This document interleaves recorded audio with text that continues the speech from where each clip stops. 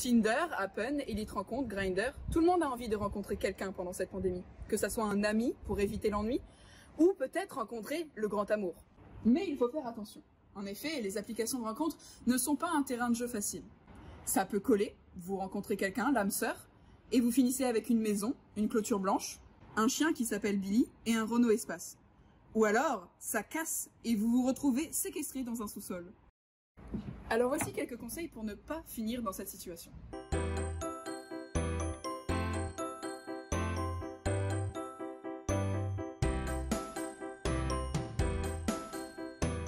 Tout d'abord, sachez dans quoi vous vous embarquez. Dépendant de ce que vous recherchez, il y a différentes applications qui peuvent vous plaire. Il y a Fruits, où tu choisis un fruit selon ce que tu recherches, Louise, pour chercher l'âme sœur en chantant, ou encore Hater, qui te montre des gens qui détestent les mêmes choses que toi, allant de ça à ça. Sinon, il y a Tinder, c'est basique, tu peux y trouver de tout. Et de tout, c'est le moins que l'on puisse dire. Tu vas swiper, liker ou parler à des gens très bien, et très à ton goût, j'en suis sûre.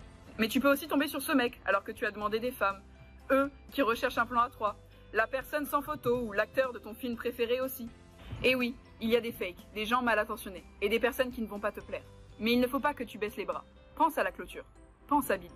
Bon, une fois que tu as ton appli et que tu as matché avec quelqu'un qui te plaît, il faut faire quoi? Alors d'abord, apprenez à vous connaître. N'allez pas vite en besogne. Parlez un peu. De quoi?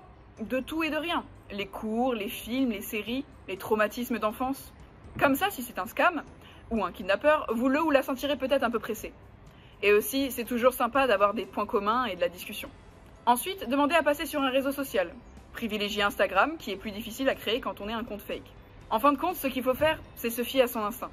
Si vous ne vous sentez pas à l'aise quand vous parlez avec cette personne, même si elle ressemble à une divinité grecque, ça ne sert à rien. Et ça vous évitera la cave sombre. Vous vous en souvenez?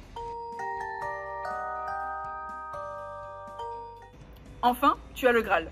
Tu as un date. Pas de crise de panique, pas de stress.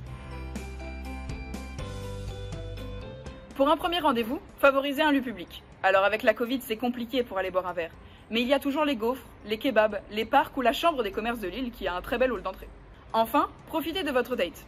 Même si à n'importe quel moment vous vous sentez mal, quelque chose vous dérange, ou juste vous n'êtes plus intéressé, pensez à vous. Partez. La vie est trop courte pour passer un mauvais date.